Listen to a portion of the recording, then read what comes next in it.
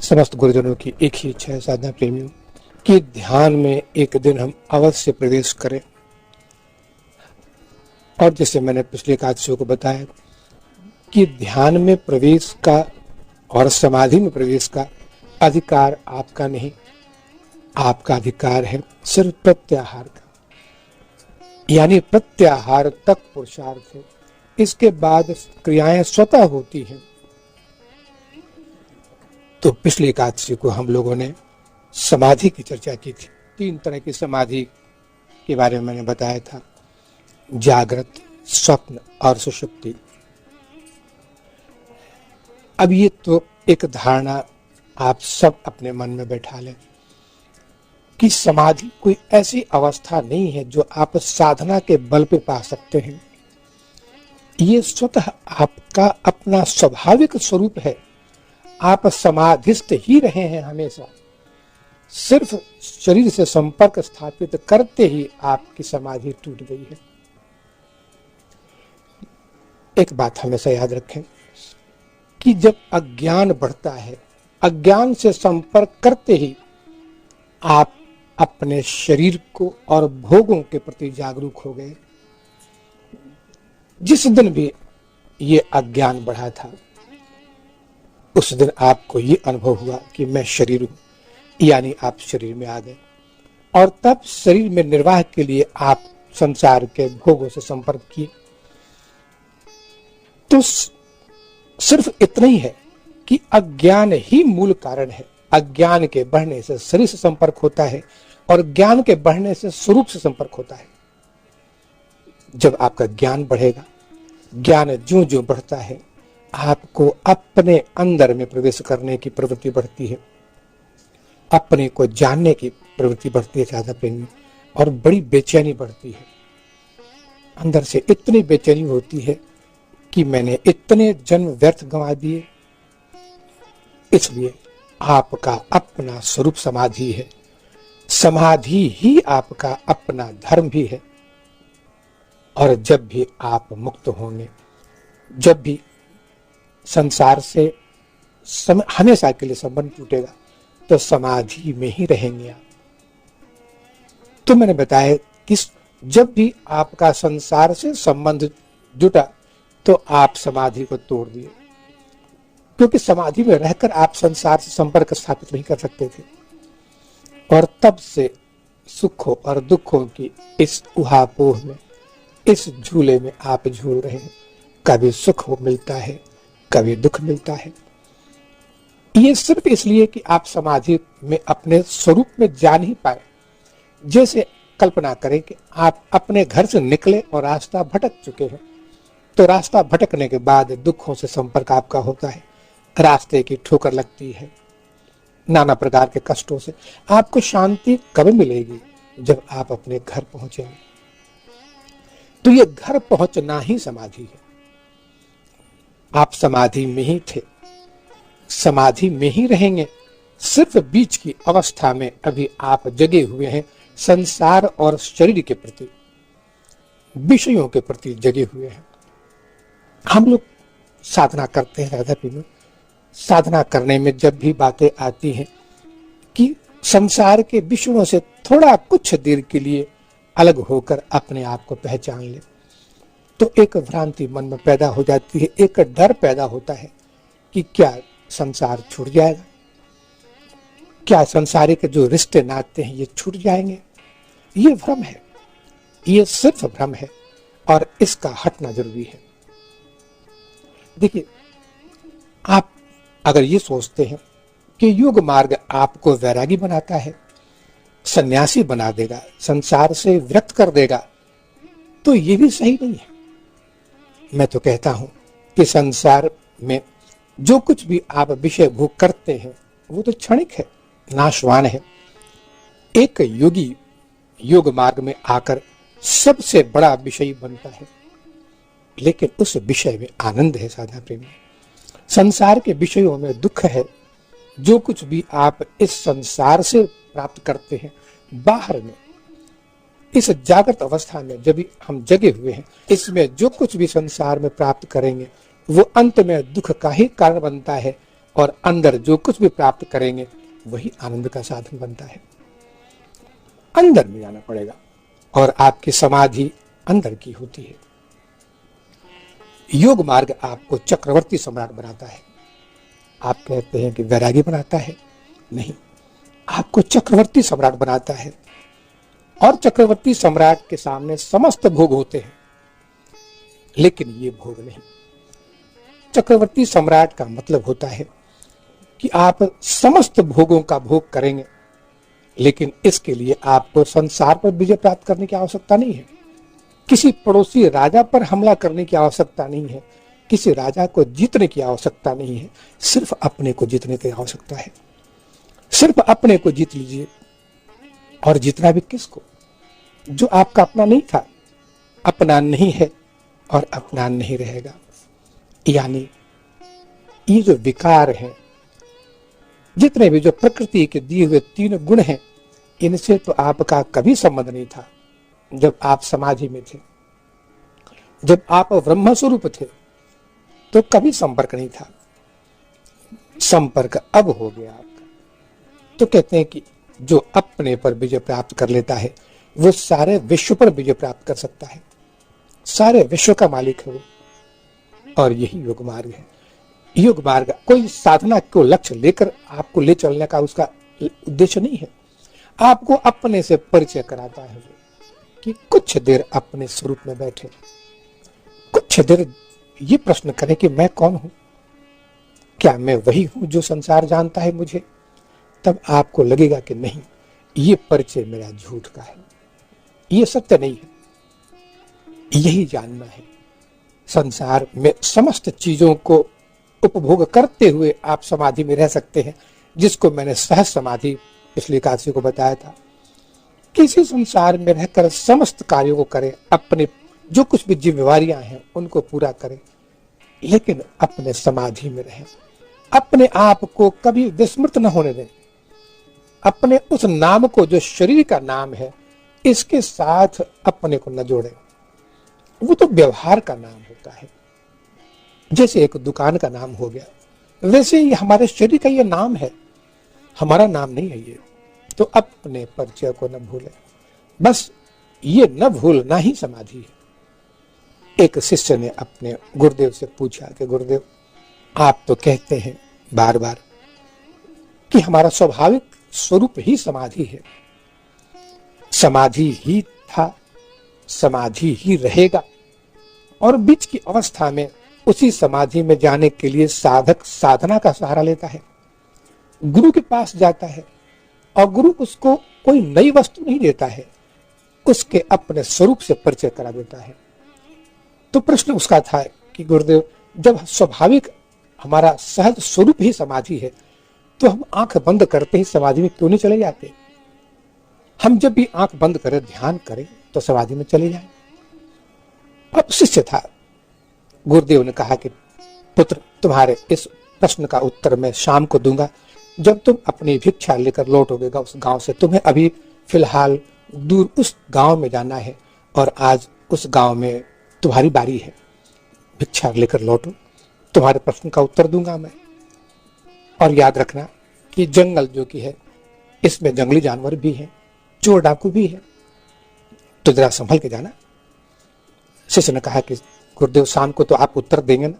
गुरु ने कहा कि बिल्कुल उत्तर दूंगा, और मैं तो कहता हूं कि शाम को जब लौट के आओगे तो तुमको अपने प्रश्न का उत्तर स्वतः ही मिलने वाला है। शिष्य चला, झोली लटकाया उसने, और गांव से निकलकर जंगल में जब प्रवेश करने लगा तो गुरुदेव की वाणी याद आई कि जंगल में चोर डाकू भी है, जंगली जानवर भी है। डर लगने लगा।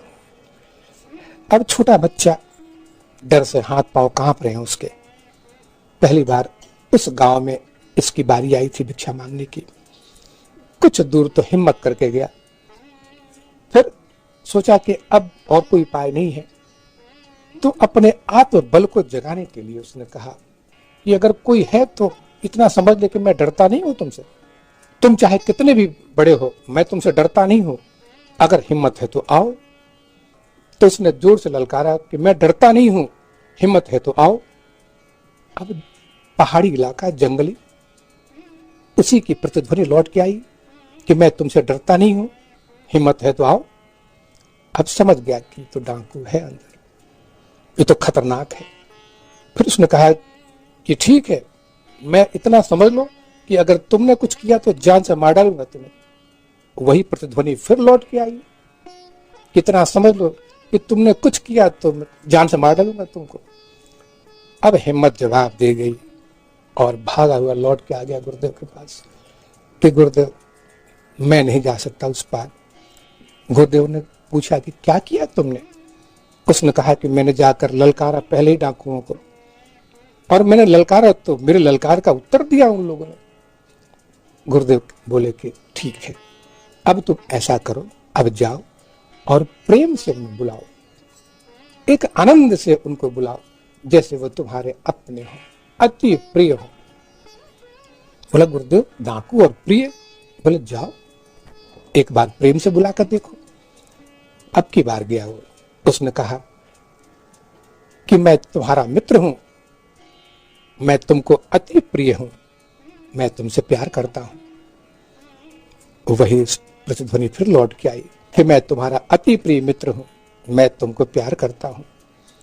उसने कहा कि मैं बंधु हूं, मैं उस पार जाना चाहता हूं, मैं आपसे उसी प्रेम से हाथ जोड़कर प्रार्थना करता हूं, जाने दे। और उसने उसी रूप में कहा उनसे, और प्रतिध्वनि आई कि मैं तुमसे प्यार करता हूं, और जंगल का रास्ता बिल्कुल आसानी से तय करता हुआ निकल गया उस तरफ। शाम को लौट के आया और गुरुदेव से उसने प्रश्न किया कि गुरुदेव अब क्यों मान गया वो? अब जब मैंने प्यार की बात की तो मान गया, और बड़े प्यार से उसने उत्तर भी दिया। अब आप बताएं मेरे प्रश्न का उत्तर कि हम समाधि हमारा स्वतः अधिकार है, तो हम समाधि में क्यों नहीं जाते हैं? गुरुदेव ने कहा कि अरे पगले, तुम्हारे प्रश्न का उत्तर तो तुमको मिल चुका है। अब तुम कल्पना करो कि ये जो प्रतिध्वनि तुमने सुनी है, जो आवाज आई तुमको जंगल से, वो आवाज तुम्हारी क्या अपनी नहीं थी? तुम्हारे सिवा कौन था उस जंगल में? आवाज तुम्हारी थी, तुम्हारे सिवा और कोई उत्तर देने वाला नहीं था। जब तुमने क्रोध में उत्तर दिया, ललकारा, तो उत्तर भी क्रोध का आया। जब तुमने प्रेम की भाषा का प्रयोग किया तो प्रेम से उत्तर आया। अब धर्म तो स्वाभाविक है, लेकिन प्रतिध्वनि तुम्हारी जब संसार के प्रति प्रेम की नहीं होती है तो तुम सिर्फ डरते रहते हो। ये डर ही एकमात्र कारण है कि तुम समाधि में नहीं जा पाते हो। तुम द्वैत के अधीन बने हुए हो, एक डर पैदा हो तुम्हारे अंदर में है कि संसार में हमारा कोई वैरी है, कोई शत्रु है, कोई मित्र नहीं मेरा। बस ये डर तुम्हें स्वरूप में नहीं बैठने देता। आंख बंद करते हो, आंखें खुल जाती हैं।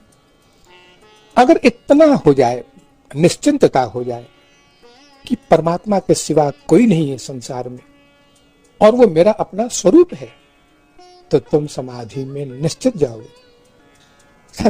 गुरु के माध्यम से सिर्फ इतना ही संदेश देना है जगत को कि संसार में हमारा अपना जो कर्म है और उसका जो फल है, ये इतना बड़ा एक आडंबर बीच में पड़ा हुआ है कि हम अपने स्वरूप में नहीं लौट पाते।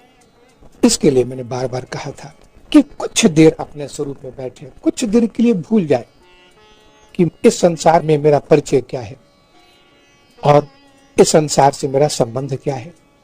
सिर्फ 1 घंटे के लिए, आधे घंटे के लिए, और बस अपने स्वरूप में बैठे कि मैं वही सच्चिदानंद परमात्मा का ही एक अभिन्न अंश हूं और परमात्मा के सारे गुण मेरे अंदर में है, सिर्फ मैं भूल गया हूं।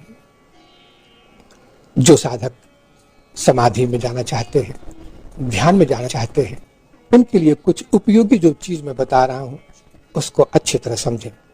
ये हर साधक के लिए एक गुरु का आदेश भी होता है और गुरु की तरफ से एक मिलने वाला वरदान भी होता है। उसका माध्यम सिर्फ इतना ही है कि 2 बातों का ख्याल रखें, इसको जीवन में अपनाएं और करके देखें उसको। आज समाधि का जो मूल मंत्र है वो है प्रेम और आनंद। तो पहली बात यह है कि 2 ध्यान कक्ष का निर्माण करें। दो तरह का पूजा घर बनाएं। एक ऐसा पूजा घर जिसमें आपका शरीर बैठेगा और शरीर बैठकर साधना का और ध्यान का प्रयोग करेगा। अब जब वो शरीर बैठेगा तो निश्चित है कि सभी समाधि के साथ ही बैठेगा वो।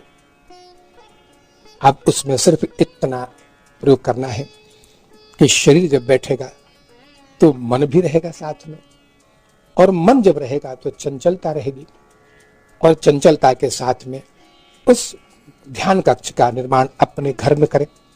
वो ईंट पत्थर का होगा, ईंट पत्थरों से बना हुआ वो ध्यान कक्ष होगा।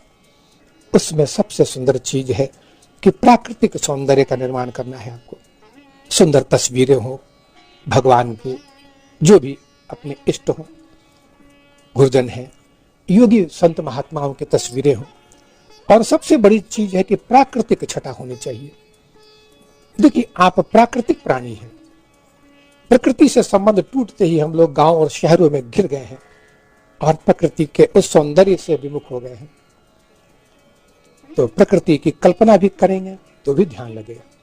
इसलिए वातावरण प्राकृतिक होना चाहिए, हरी हरी पत्तियां हो, कुछ गाछ हो, फूल हो। अब ये जो ध्यान कक्ष है, ये तो आपके मकान के ही किसी एक एकांत कोने में बनेगा, जहां पर कम से कम इतनी पवित्रता हो कि शुद्धि बनी रहे, अशुद्धि उसमें नहीं जाए, क्योंकि शरीर को भी शुद्ध करना आवश्यक है। उस ध्यान कक्ष से आपका संबंध नहीं है, आपका संबंध है दूसरे ध्यान कक्ष से, दूसरे पूजा घर से, जिसमें आप बैठेंगे। आप अपने पूर्व साधना के संस्कारों के साथ आप बैठेंगे। तो दो ध्यान कक्ष हो गए। अब एक में जो ईंट पत्थर का बना हुआ है उसको सुंदर बनाकर उसमें शरीर को बैठा दे। अब अभ्यास जब बढ़ेगा तो कुछ देर बाद आपको उस ध्यान कक्ष से संबंध टूट जाएगा। तब आप चले आएंगे अपने जिसमें आप बैठे हैं। आपका मतलब होता है साधना प्रेमी, आपका ये शरीर नहीं और आपको जीव भाव नहीं। आपका मतलब होता है अपने स्वरूप में स्थित होकर बैठना है आपको, अपने स्वरूप में। तो ये ध्यान कक्ष हो। ध्यान कक्ष के साथ में हमेशा पवित्रता बनी होनी चाहिए, एक प्राकृतिक सौंदर्य होना चाहिए, और मन में हमेशा आनंद और प्रफुल्लता बनी रहे कि इतनी देर के लिए मैं संसार का नहीं हूं। संसार का संबंध जिससे है, मेरा शरीर यहां बैठा हुआ है, मैं नहीं। अब ये तो हो गई पहली चीज। अब दूसरी चीज है कि जब आप दूसरे ध्यान कक्ष में प्रवेश करने की कला सीख जाएंगे तो आप आंख बंद करते हैं, कुछ देर बाद ही, जिसकी क्रिया आज हम करने जा रहे हैं, कुछ देर बाद ही आपका संबंध अपने स्थूल शरीर से टूट जाएगा और तब एक अशरीरी अवस्था का निर्माण होता है। इसकी व्याख्या अभी थोड़ी देर बाद करेंगे। तो अशरीरी अवस्था में जब आप पहुंच जाएंगे तो साधना प्रेमियों, तब एक ही वातावरण बनता है, आनंद का, प्रेम का। तो जब ये स्थिति बने तो इसको संकुचित न करें, इस प्रेम को, आनंद को फैलने दें, सब में बांटे। बुद्धदेव ने अपने शिष्यों को कहा था कि तुम अपने उस आनंद को जो तुम्हारे अंदर में उस ध्यान के माध्यम से फैल रहा है, इसको एक फूल समझना। और फूल की अपनी खुशबू होती है, पराग होता है, ये फैलने के लिए होता है। जितनी दूर फैलता है उतने ही लोग आनंदित होते हैं। तो ये जो प्रेम का प्रवाह अंदर चलना शुरू होगा, इसको रोके नहीं। देखिए कितने लोग इसमें स्वार्थी बन जाते हैं कि अंदर का जो चीज है, जो प्रवाह है, साधना आपकी गुप्त होगी, इसमें कोई शक नहीं है। साधना का अनुभव गुप्त होता है, लेकिन साधना का जो फल होता है, प्रेम, आनंद, ये सबके लिए होता है। इस पर सबका अधिकार है और हमारे गुरुजन वही तो करते हैं। हमारे जितने भी जो ऋषि महर्षि हैं, संत महात्मा हैं, ये उस प्रेम को बांटते हैं। तो जिसने पाए हुए प्रेम को संकुचित करके अपने अंदर में कर लिया, वो अपने तक भी प्रेम को नहीं फैला पाता, तब उसके अंदर में तनाव रहता है। तो साधना प्रेम ये दो बातें जीवन में होनी चाहिए कि ध्यान कक्ष एक सुंदर होना चाहिए। अगर ध्यान कक्ष बनाने में असमर्थ हैं आप अपने घर में कि छोटा घर है इसमें कैसे बना लें, तो मानस रूप में इसका निर्माण करें। लेकिन आपको उस मानस कक्ष को वैसे ही पवित्र रखना है जैसे अगर वो सीमेंट का बना होता तो आप रखते, तो उसकी पवित्रता हमेशा आपको शुद्ध रखेगी, हमेशा प्रफुल्लित रखेगी। तो ये दो बातों से चित्त हमेशा प्रसन्न रहेगा।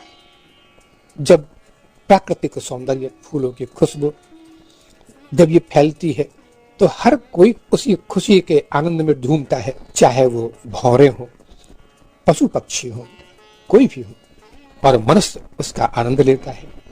यही चीज आपके अंदर है। अगर आप सोचते हो कि खुशी कहीं बाहर में है, प्रेम कहीं बाहर में है, आनंद कहीं बाहर में है, तो आप नहीं जानते।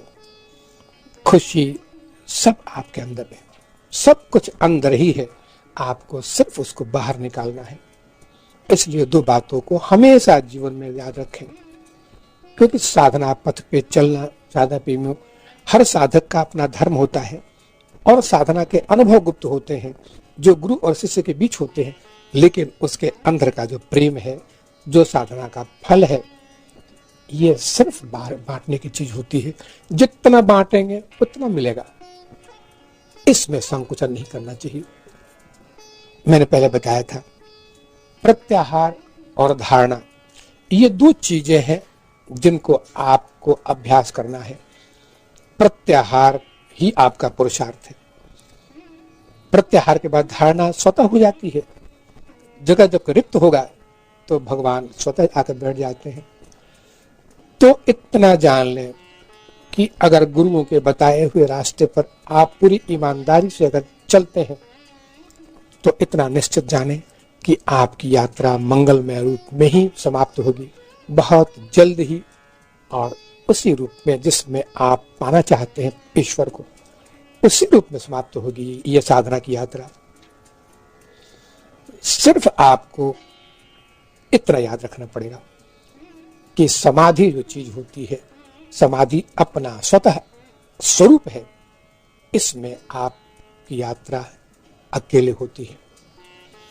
जब आप ध्यान की अवस्था में आगे बढ़ेंगे तो एक गहराई में जाएंगे। ध्यान में जब आगे बढ़ेंगे तो धीरे धीरे आपका संबंध शरीर से टूटेगा। आपका संबंध उस पहले वाले ध्यान कक्ष से भी टूट जाएगा। तब जब शरीर से संपर्क टूटेगा तो एक ऐसी अवस्था आएगी कि आप अशरीरी बन जाएंगे, यानी एक ऐसा अनुभव जिसमें शरीर भाव नहीं है। शरीर भाव जब तक रहता है साधना प्रेमियों, जब तक आप अनुभव करते हैं तो शरीर के साथ मन भी लगा हुआ है, इंद्रियां लगी हुई हैं, तब तक अशरीरी भाव का निर्माण नहीं होता है। लेकिन अगर अशरीरी भाव का निर्माण हो गया तो ये एक आनंद की अवस्था होती है। इसमें आप स्वतः अनुभव करेंगे कि जैसे कि लहरों में आप ऊपर नीचे जा रहे हैं, वायु के साथ में कभी आकाश में जा रहे हैं, कभी तैर रहे हैं वायुमंडल में, और एक अपूर्व आनंद। जिस दिन आपका अशरीरी भाव जागृत हो जाएगा उस दिन खुशबुओं का अनुभव करेंगे, असंख्य प्रकार की खुशबुएं, क्योंकि अशरीरी भाव प्राकृतिक सौंदर्य की हर चीज को पकड़ता है और उसके आनंद में डूबता है वो।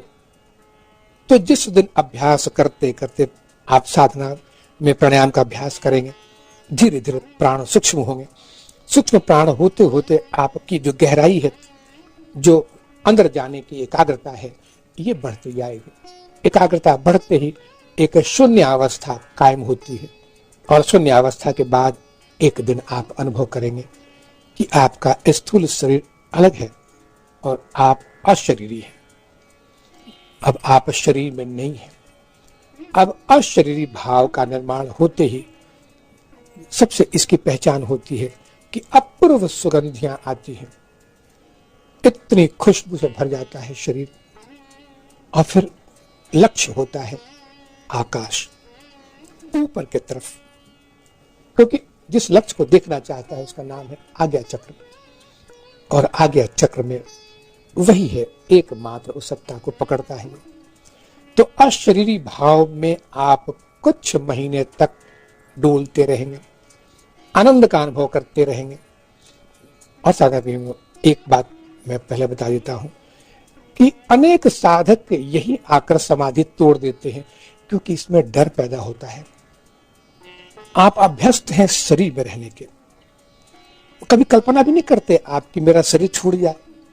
अब शरीर को छूटने को आप मृत्यु कहते हैं और मृत्यु से डरे हुए हैं आप।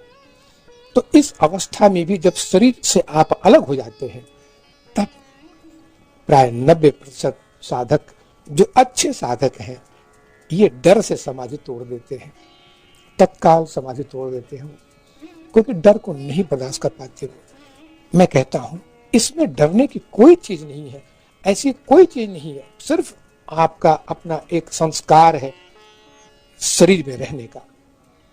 और ये जो डर पैदा होता है सिर्फ इसलिए कि क्या होगा, अब तो शरीर छूट जाएगा मेरा। ऐसी कुछ चीज नहीं है, कोई बात नहीं होती है। जो साधक इस अवस्था को पार कर गया, वो तत्काल अपने आप को 2 खंडों में दिखता है। ये मैं चीज जो बता रहा हूं, इसको धारणा बना लेंगे कि अपने आप को 2 खंडों में विभक्त पाएंगे आप। पहला अशरीरी भाव जिसमें आप थे वो रहेगा, और दूसरा हो जाएगा ब्रह्म भाव।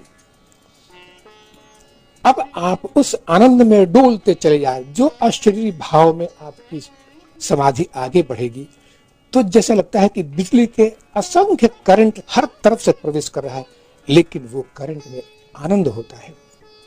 ये बिजली के करंट नहीं, बल्कि बिजली के करंट से सैकड़ों गुना ज्यादा ताकतवर होता है। वो शरीर कांपता है उस प्रेम से, आनंद से। अब इस अवस्था में कुछ दूर जाते ही आप अचानक अशरीरी भाव छूटा और आप ब्रह्म भाव में प्रवेश कर गए। तो ब्रह्म भाव में भी बहुत देर तक टिक नहीं पाता आदमी, फिर अशरीरी भाव में लौट आए। तो ये अवस्था ऐसी होती है जैसे कि सागर की लहरें आपको ऊपर ले जाए और फिर नीचे ले आ जाए, फिर आप ऊपर जाए फिर नीचे आए।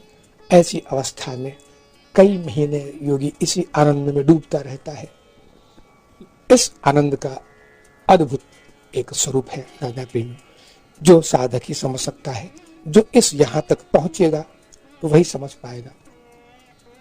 बिजली के करंट दौड़ते हैं शरीर में, तो इतना आनंद आता है, इसी का नाम आनंद है। और फिर वो कभी कभी आंखें खोलना नहीं चाहता है, इसी में अचानक प्रवेश कर जाएगा ब्रह्म भाव में, और तब उसको संसार का, प्रकृति का सारा स्वरूप सामने दिखता है, लेकिन फिर लौट आता है। तो ये अवस्था काफी दिनों तक, कई महीनों तक चलती है। इस अवस्था में जब आप पहुंचेंगे तो एक बात आप भी अनुभव करेंगे कि एक आवाज, एक बहुत ही प्रेममयी आवाज, एक ध्वनि सुनाई पड़ेगी आपको कि पुत्र डरना नहीं, मैं तुम्हारे साथ हूं। क्योंकि यहां के बाद में तुम्हारी एक निर्जन यात्रा शुरू होने जा रही है। इस मुकाम के बाद में तुमको ये आगे की यात्रा स्वयं तय करनी है, लेकिन मैं तुम्हारे साथ रहूंगा। ये यात्रा एकांत की होती है, क्योंकि वहां कोई नहीं है सिवाय तुम्हारे, सिर्फ तुम होगे। ये यात्रा एकांत की होती है, एकदम निर्जन, वहां कोई नहीं होगा। और यही यात्रा तुमको अपने लक्ष्य तक पहुंचा देगी।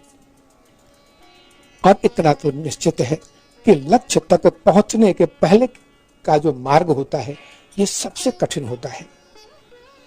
बस पहुंचने ही वाले हैं। अब वो जो मुकाम होता है यात्रा का, वो पड़ाव सबसे कठिन होता है।